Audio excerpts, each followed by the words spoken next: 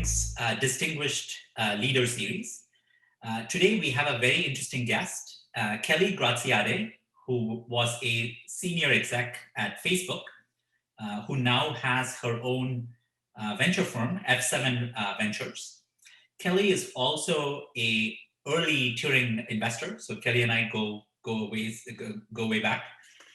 Kelly, welcome, and thank you for joining us today for Turing's Distinguished Speaker Series. Thank you for having me.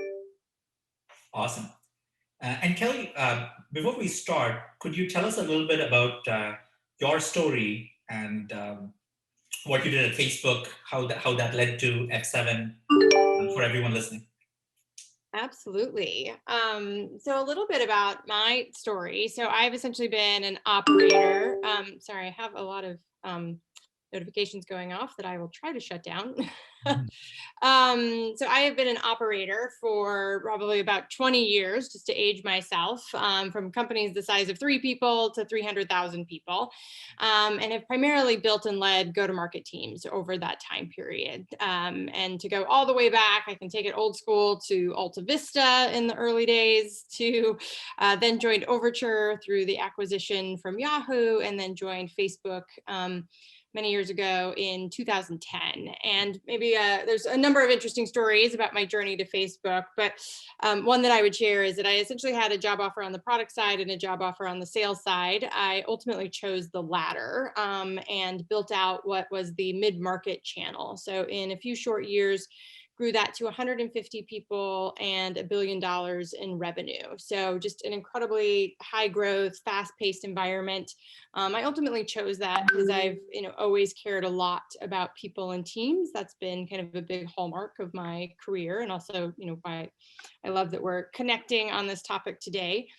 After my time on the mid-market side, I actually made my way back to product, and I ran what was the product marketing team globally for monetization, so ads and commerce. And I had teams in essentially all 4 regions, and in that case, managed a distributed and global team. After about 7.5, 8 years of Facebook, I finally decided that it was time to leave. I kind of had the itch to go back to something smaller. I joined Facebook. They were about 750 people. When I left, it was 40,000 plus strong. So really dramatic growth. And from there, I went and did an EIR at Foundation Capital. That's actually where Jonathan and I met, and was really trying to decide what I wanted to do next. Did I want to start a company? Did I want to go the investor path? And interestingly enough, I essentially married those 2 things and did both. And so I've started a venture firm with 6 other ex-Facebook leaders and operators. It's awesome. And I didn't realize that you'd worked at Overture. Overture invented the AdWords model, right?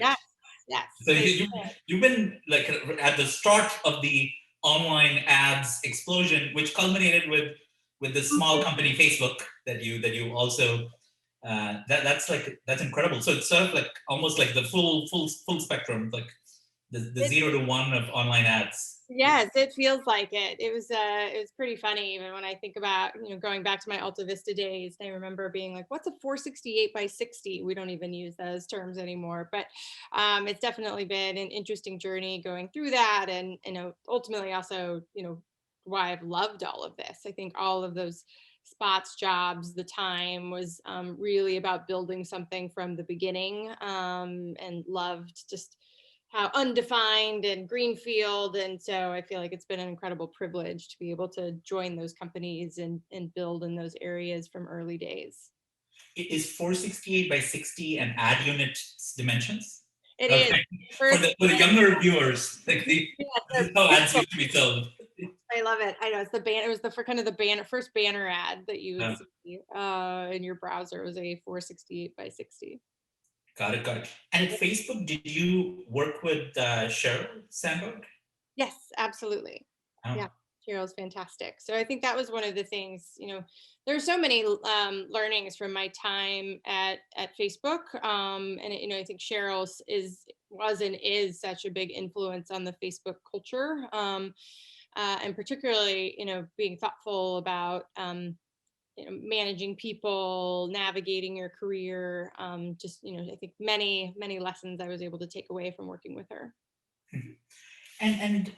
Speaking of which, I think one big shift this last year and a half has been the adoption of distributed teams. Right? Like people are now comfortable with the idea of distributed teams, where you're not in one central office location. You're able to collaborate and get your work done.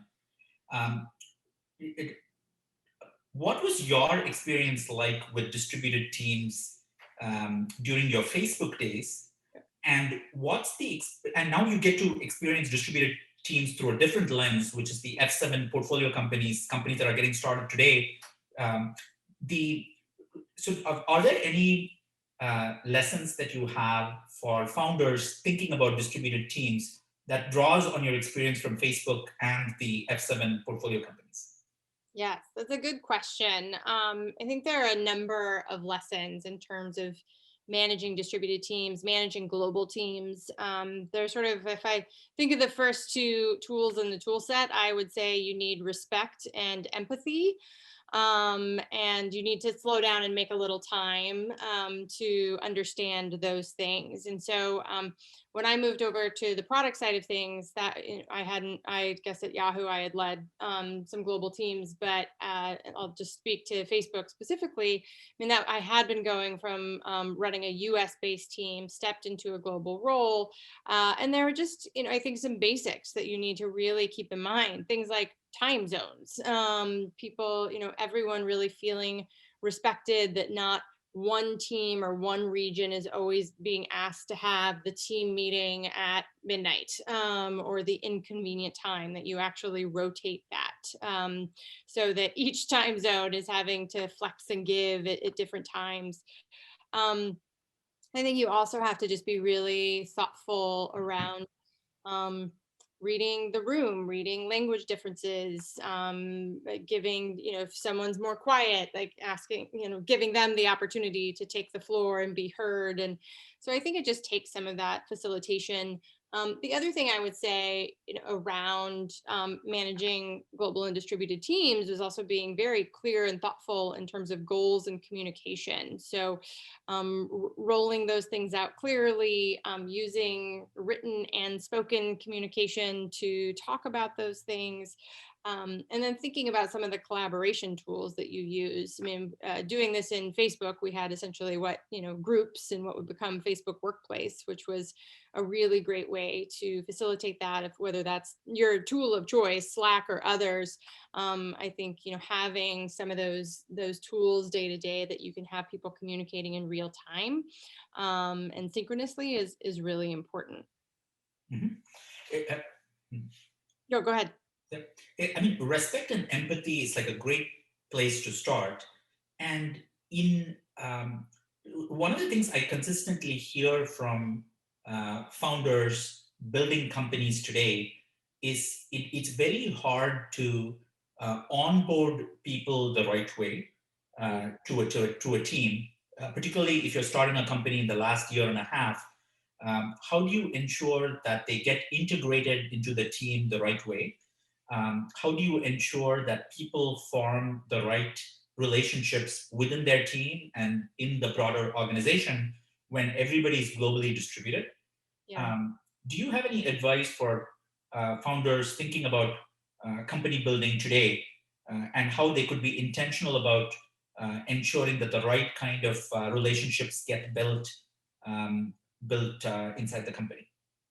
Yeah, it's a great question. I mean, I think the word that you said that jumps out at me is around is intentional, and being intentional. And I think that's one of the challenges for an early stage company. You're moving fast as a founder. You have a whole bunch of priorities, competing priorities, like the things that are filling your brain in terms of how to build a fast moving company. But what should be on that priority list as well is being very intentional about the culture from the very start, being intentional about those relationships, because I think, um, letting any sort of negative culture run away from you at the beginning can be incredibly damaging. So it's so important to be thoughtful about that up front.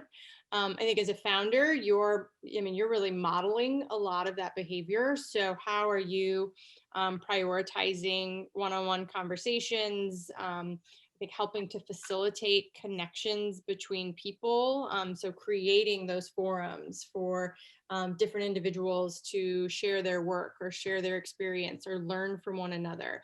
I think, facilitating those connections and conversations, or putting together that cross-functional project where you have different individuals working together. I mean, I think there's nothing more bonding than shared experience or working towards a shared goal. But I think, again, most important is being intentional about those things and doing it from day one.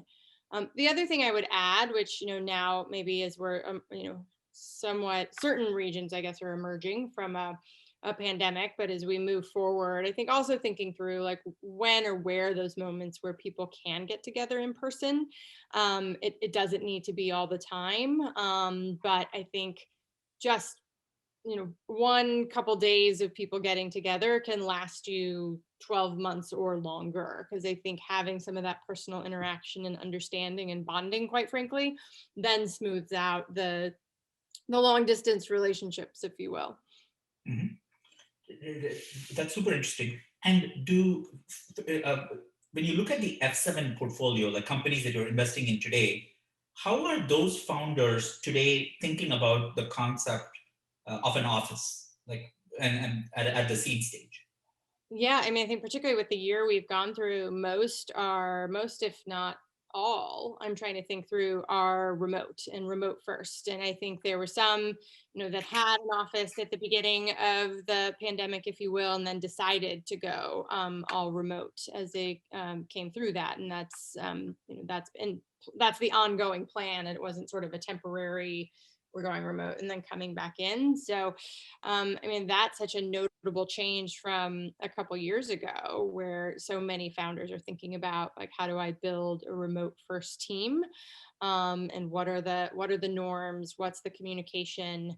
How do I help people feel connected to the top line goals that we're trying to reach? So I would say the other thing I see for founders is, potentially being more, more thoughtful, or what may be seen as more formal about their communication at an earlier stage. But I think it's really important, even with a small team, like what's the all hands, what's the email that you're sending out, how are you doing one-on-one? So I think it's really important to think of that and not just sort of hope it happens and unfolds as it should. Mhm.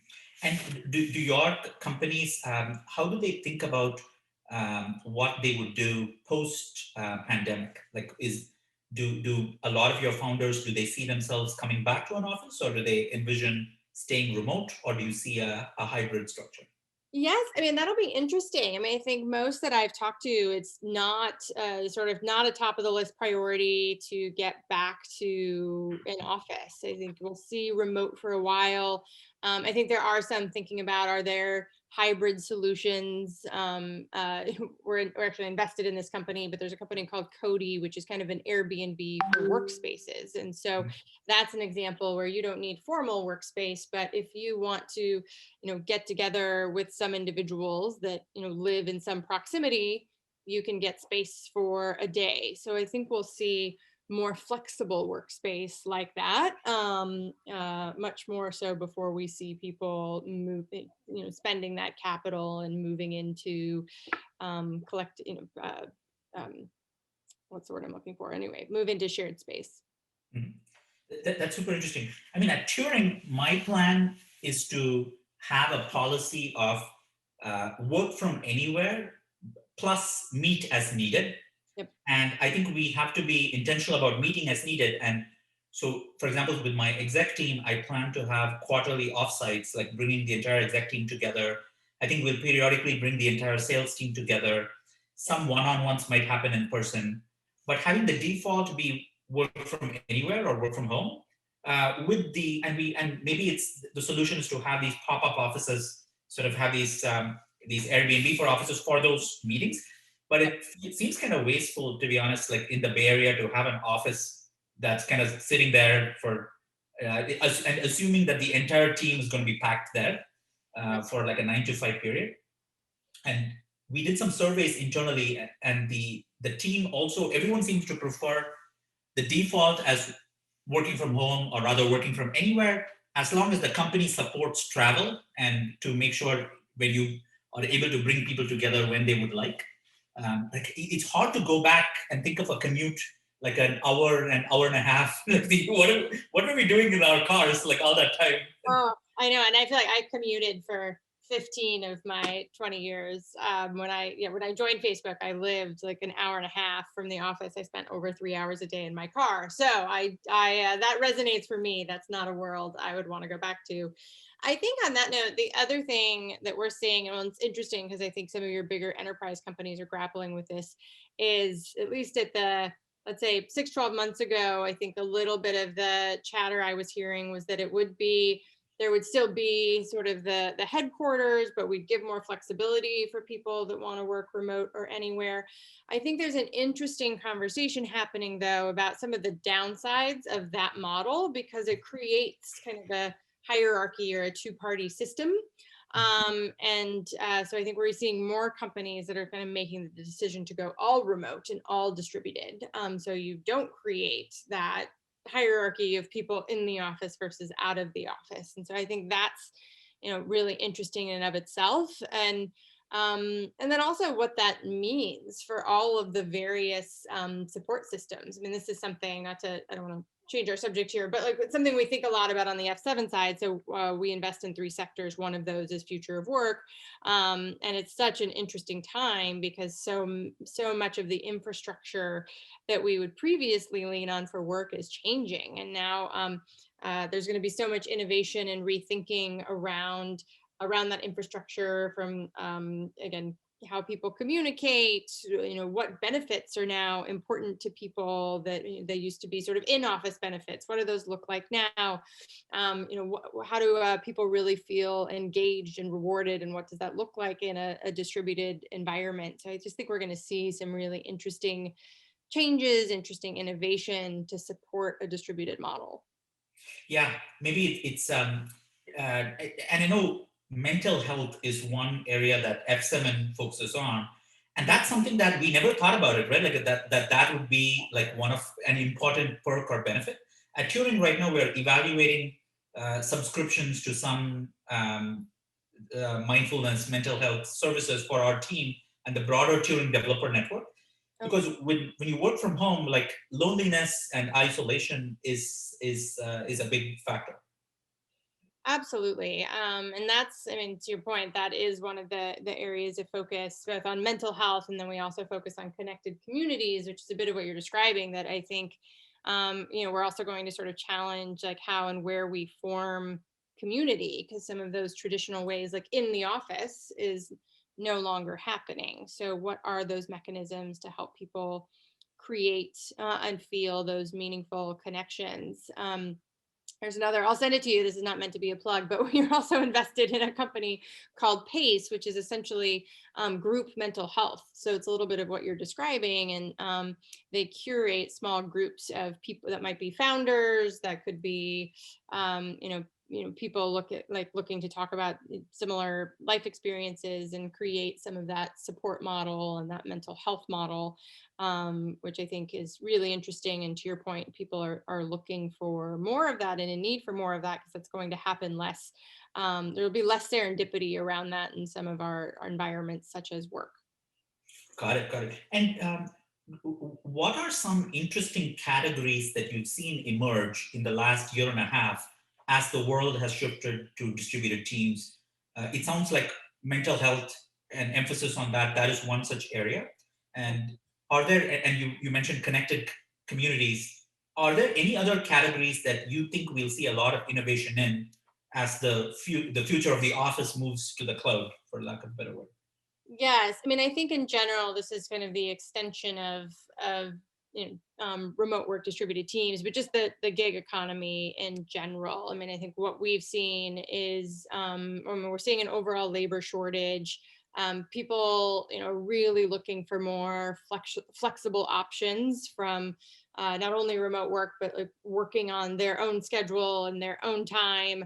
So I think we're going to see, again, that infrastructure around, if it's gig economy, creator economy, passion economy, there's a lot of different names for it. But I think that's a really interesting space that we'll see a lot more of. And then I think to your point, kind of another area around future of work that we're really passionate about is just this concept of reskilling. And so, the percentage of people that are in need of new job training or reskilling as sort of our jobs and environment change is pretty dramatic. And so there's a company called FlockJ that does this specific to sales, and it's just been fascinating. A number of people that come to use FlockJ have an average income of 30 to 35K before FlockJ, average income of 75 to 85K afterwards. But I think we'll see, much more in that space, which is really interesting as well.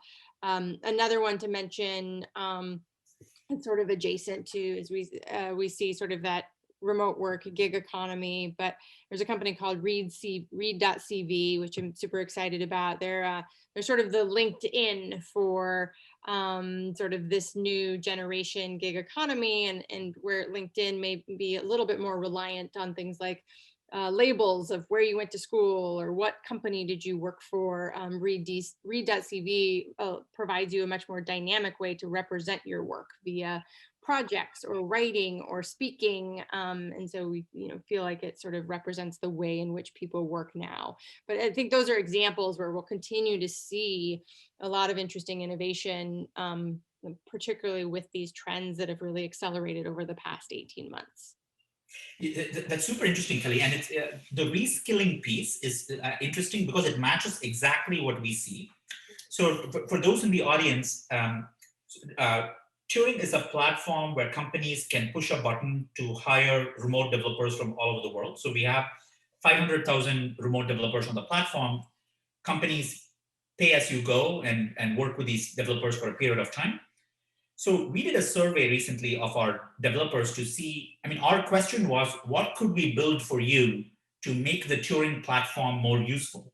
Yeah. And right at the top was help with upskilling. And at Turing right now, we have initiatives that we are planning to focus on what I would call horizontal reskilling, as well as horizontal upskilling, as well as vertical upskilling. When I say horizontal, what I mean is we have like a full stack developer on the Turing platform, let's say who's good at like front end React, back end Node, and maybe the database is MySQL. And we realize for this developer's value in the industry to go up even farther, if she also learns Flutter, she'd be much more valuable. So we want to sort of give people that feedback, that, hey, given your profile, if you pick up this skill, you'll become more valuable in the industry. And then we want to help them acquire that skill, either in partnership or doing some things ourselves. So that's the horizontal upskilling, where we help them up level in sort of these adjacent areas. Mm-hmm. The vertical upskilling that we think about at Turing is Turing internally has an engineering ladder that's similar to Facebook, like we have an IC3, an individual contributor level 3, we have IC4, we have IC5s, we have tech leads, tech lead managers. We are asking ourselves, what can we do to accelerate a developer's journey from IC3 to IC4, IC4 to IC5? Mm-hmm. And when you ask that question, it's kind of crazy because Stanford doesn't teach a course on engineering sort of leveling up, or how to grow as an engineer, or how to grow as an engineering manager. Coursera, Udemy, nobody teaches a course there. Today, the only way an engineer up levels is by putting in the time at a Facebook or a Google or an Apple or an Amazon and really clocking the hours. You got to accumulate that. So we are asking ourselves, can we do any vertical upskilling to fasten a developer's growth? And it's interesting that reskilling is something that comes up in a variety of contexts. People want that growth. Well, and it's so fascinating because if you think about like, where did people get, you're hitting upon it, like where did people get sort of that that growth or education before? So you think about a university setting, or you think about it on the job setting, particularly for people who working at some of those bigger companies, and many of those invest in some of that development. Now, if we're at a place where I mean, already sort of the tenure in a job or with a company is getting less and less, and our people are doing more a sort of gig economy type work. Then it's like, okay, well, where does that development happen, or who's going to be responsible for that development, or individuals essentially saying, I'm responsible for that development. So where do I go get that, and what does that look like? So I think we're already seeing some innovation, but I think we'll continue to see it. And I mean, I love that you're thinking about that from a Turing perspective. I think that makes perfect sense around like, how do you, continue to also create value for the engineers on the Turing platform. And that's a great way to do it. Yeah. And in that sense, Kelly, in the last year and a half, have you seen any interesting new tools emerge that have made it easier to operate a remote first team or a distributed team that either you've invested in or you've seen F7 companies adopt? Any new tools that make it easier than ever to operate as a distributed team? That's a good question. I think there is a lot of innovation happening in the space. I think it still feels somewhat early in terms of like, where are you seeing some of those new things get adopted? I mean, I would say on one hand, I think, simplicity in certain cases wins out. One of the challenges right now is just even like the various channels that people are trying to manage, if that's from Slack to WhatsApp to email to text to Messenger. I know personally speaking, I'll be like, wait, someone reached out to me and I need to go check like 6 different channels to try Yeah. to find it. So unfortunately, like that's one of the challenges. I don't know if there's a solution. I mean, I think all the more reason why companies need to figure out like, what are the norms, and what tools should people be using. But all in all, I think we're seeing some cool things. I mean, we've been sort of looking at some interesting things like Gather Space and Withso, and there's just some interesting things in that sort of virtual work environment. Super early, just interesting to see what people are doing and what's really valuable about that in terms of creating collaborative spaces. I think it's too early to tell in terms of like, how sticky are those things, or what really gets integrated into people's work days. But it'll be exciting to see some continued innovation in the space. Yeah, it's super interesting. Like one of the Turing customers is building this company, Sophia.world, Mm. where they kind of have this Second Life meets the office type approach where you're sort of in this virtual space. And it's really cool because spatially you can see kind of where people are spending their time. You can kind of see, oh, Kelly is having this meeting with the sales team. Mary is having this meeting with the engineering team, and Vijay is having this meeting with the data science team, and you can sort of navigate the office in that grid. And it's kind of interesting with people trying to imagine an office beyond like a Slack screen, or beyond Slack, Zoom, Asana, and tools like that. Yeah, absolutely. I think it'll be interesting to see. Uh, and so tricky to see, like, how do you make that feel like a really lightweight serendipitous experience versus something that that's too heavyweight to make sense. But it will be exciting to see. I mean, that's one of the other things we think a lot about is just the level of innovation that we'll see over the next 24 months. I think will be potentially unlike anything we've seen for the last decade. I mean, it's super exciting just to see the number of new companies, the pace of innovation, and all of that really coming from what's a pretty dramatic behavioral change since early last year. And switching topics a bit, from your time at Facebook, managing globally distributed teams, um, are there any uh, best practices that you would recommend tactically, operationally for founders in building and managing a distributed team in today's world, both from your Facebook experience and from what you see like your portfolio companies do well, and any pitfalls to avoid when you're managing a distributed team? Yes, I kind of come back and some of this may feel a little repetitive, but I think this idea, most important for founders is be intentional and be intentional about it before you think you need to be intentional about it. And I think we see this when, the pace of growth right now, but you go from a team that's been two, three, four people, and then all of a sudden they have 15 people, 20 people, et cetera. Now, how you operate as a company is really different from three people to even 15 people. And so, I think trying to get ahead of that and really mapping out, a little bit of like, what's your communication plan, which can feel awkward as a as a new founder, like, oh, that feels overly formal. Am I doing an all hands with 15 people? But you can call it something different or whatnot. But I do think like really mapping out what are those touch points. I really, just strongly suggest prioritize, these are basics, but prioritizing one-on-ones first as a founder and a manager of a team, making sure you're making that time. I think helping connect the dots for others to do that and really getting to know one another is really important. I think it's really important to create a culture where the leaders own the success of the entire team, not just their function or their corner of the world, but really bringing a group of people together to say collectively we own the success of this. And of course, here are the KPIs that we're trying to hit, and empowering people to be to bring their ideas and give them some freedom and flexibility as to how they do that. But when I think you create that ownership mentality, it helps create the sort of respect for one another. It creates more cohesion. It forces people to like talk about and understand what are one another's priorities and how do you make resource trade-offs. But those are, I think, some of the things that really come to mind for me when you're creating that team and trying to create a strong environment.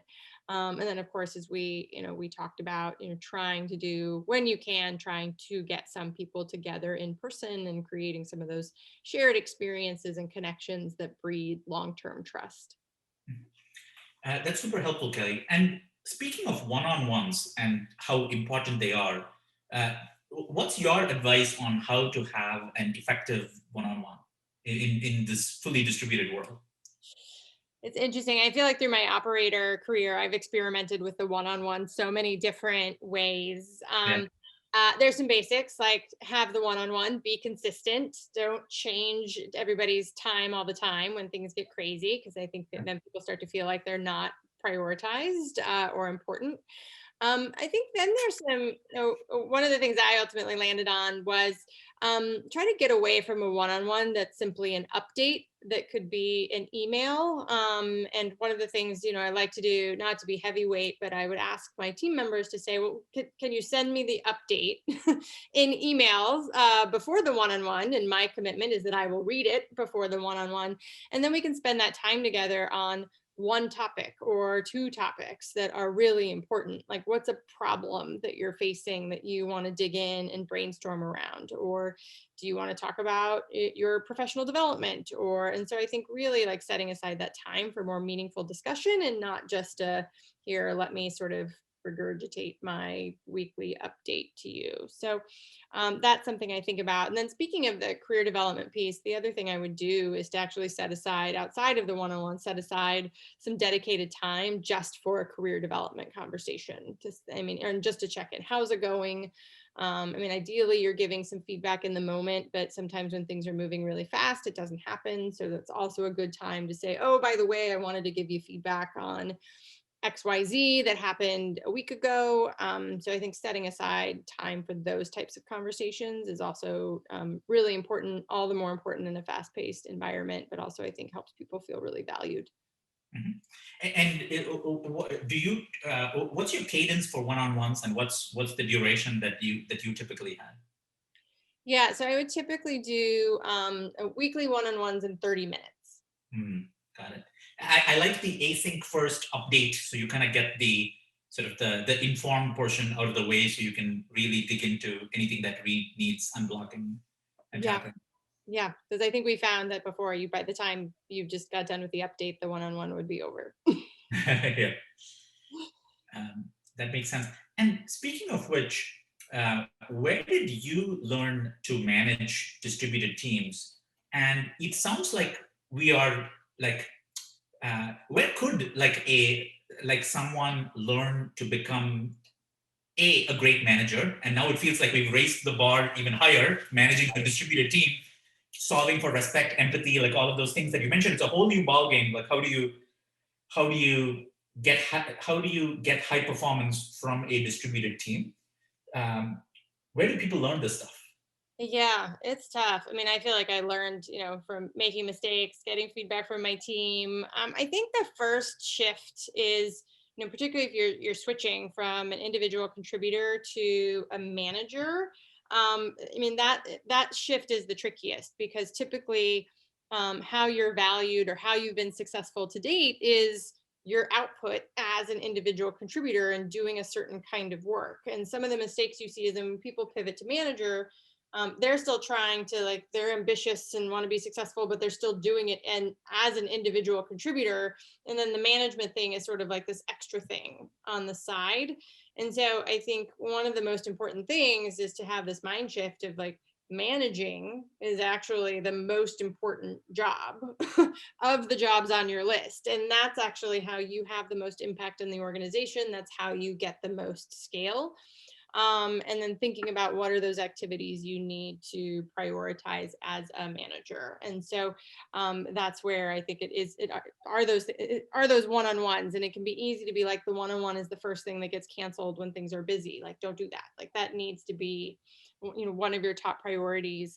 How are you, how have you set goals for the team? Have you enrolled people in that goal setting process? I mean, that's a good example of, one of the ways you learn on the job. But you can go away as a manager and be like, great, I set the goals for our team, I sent them all out, and you didn't ask anybody on the team for their opinion or their feedback, and now no one's enrolled, and they're sort of wondering, like, either where these came from, or were they really part of it, really a part of it. And so, I think going back to your question, like, how I've learned is just, really having those conversations with your team, listening, understanding what's important to them, being clear on your priorities as a team and organization, but getting feedback on that, and rolling people along the way, making sure they feel respected and heard.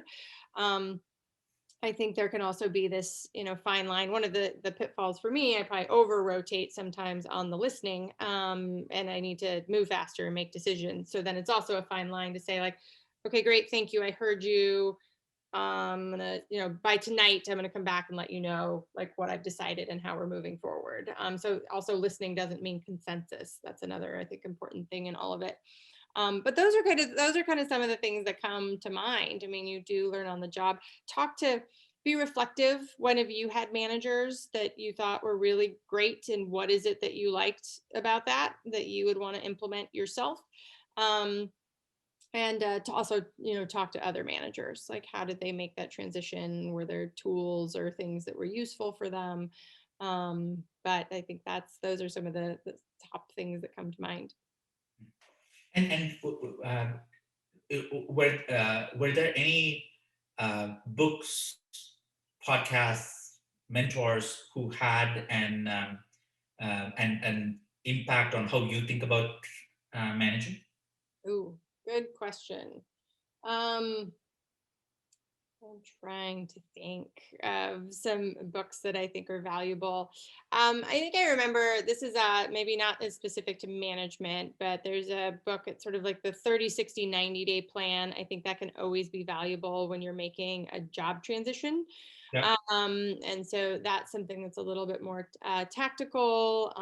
There's a book, Essentialism, which I really like, which is a lot around prioritization and doing what's most important. I think the other hard part about a manager is you can just try to do everything, and then you're not really effective at anything. So that comes to mind for me. I feel like I'm probably forgetting some of my favorites. Um, but those are a couple that come to mind. Thank you, Kelly. And it's kind of fascinating how, like, managing a distributed team is like something, again, like, where that it almost feels like there's a gap in the educational system, right? Like, you could argue whether for managing itself, like, there is a bit of a gap.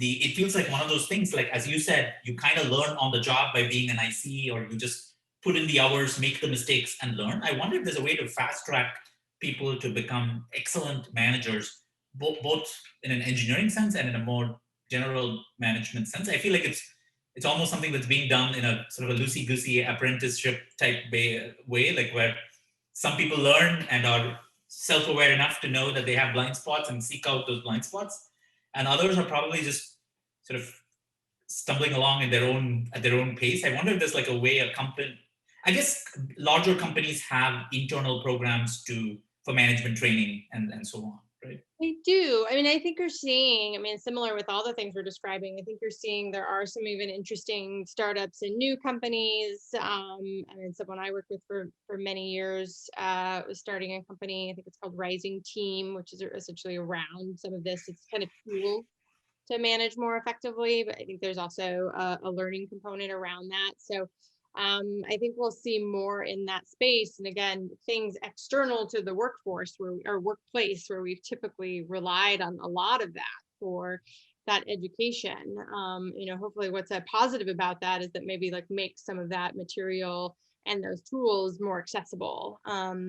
Whereas sometimes within a company setting, you had to sort of wait until someone deemed you ready for management. I mean, it's always one of the funny things, early in a career, whenever you interviewed for a manager job, they'd be like, have you managed people? And they'd be like, well, I'm trying to manage people. It'd always be like, well, you can get a manager job if you've managed people. You're like, well, I need to manage people to get the manager job. So, I think making some of those like tools and education more accessible will hopefully, help people that really care about, management and managing teams be able to do that more readily. Sounds great, Kelly. And I think we have a few more minutes, and I wanted to switch to F7 and investing in general. So in the last year and a half, I think one thing that has changed is founders can now fundraise from anywhere, and I mean remote fundraising is a thing. And when I just thought about it very recently at Turing, Turing has raised like about 52 million so far. And out of that, I just realized that more than 40 million I'd raised remotely over Zoom. So I guess now I've officially raised a lot more remotely than in person. So is it true that it's to build a big company today, it doesn't matter that you are based in Silicon Valley? Or would you say that Silicon Valley still has inherent advantages? In terms of the founders that you back, do you see more people coming from outside of Silicon Valley, or has that been no big shift? Yes, I think it's interesting. I think maybe there may become a definition of Silicon Valley that isn't as necessarily specific to location. I think there's still something really strong in terms of the Silicon Valley network, but what we're seeing is that that's becoming more distributed. So, where people are moving to various places, whether that's Austin or Miami or New York or wherever that may be. But I think some of those networks and relationships are still really important. I mean, you probably experienced this on the fundraising side, but I mean, it's still very much a business of like who did you work with that somebody else knows that can say, Jonathan's fantastic. Like you have to invest in Turing and like he's going to build a fantastic, incredible business and he's thoughtful. And so it's still something that relies heavily on those sort of, recommendations and trusted relationships. But I think as I say that will, hopefully expand over time. And again, it's less about place and it's more about the sort of this ethos and network of who you've worked with in tech. And it's not because you had coffee in Palo Alto, but you've gotten to know each other or work together in different ways. So that's a little bit how I think about it. And then the other good news is that what we're experiencing is enabling us to expand and establish those networks beyond Silicon Valley faster than ever before. And the $1 million question, like, would you ask post pandemic, or like what is your default going to be? Would it be a Zoom meeting for a first time founder, or would it be an in person meeting? Oh, good question. I mean, there's pros and cons to both. I mean, the great news about Zoom is you can do however many meetings in a day, so you can just do a lot more volume. And then so sort of but at the same time, like in person, you get some more like richness in terms of the relationship and some of the side conversations that are just a little bit harder to have over Zoom. So maybe it's the first meetings are on Zoom and the second meetings are in person. That sounds great. And Kelly, you've started you started F7 Ventures, and to everyone listening, Kelly and a team of early Facebook execs started F7 Ventures, which is an early stage venture fund. Kelly, could you talk a little bit about what areas you invest in and where people can go to learn more? Absolutely. Well, thank you for asking. So for F7, we're focused on pre-seed and seed stage companies. We look for super scrappy founders. So we typically invest kind of post MVP pre-revenue. There's really three sectors that we focused on and that we're focused on that we're kind of doubling down, particularly with the events of the past 18 months. I've mentioned a couple of them, but future of work is one. With a particular focus on the worker and some of the trends we've been talking about. The second is mental and physical health. And then the third is connected communities. And we see a fair amount of crossover between communities and health and communities and work. But those are essentially our primary focus areas. And then if you want to learn more, you could go, we're f7ventures.com.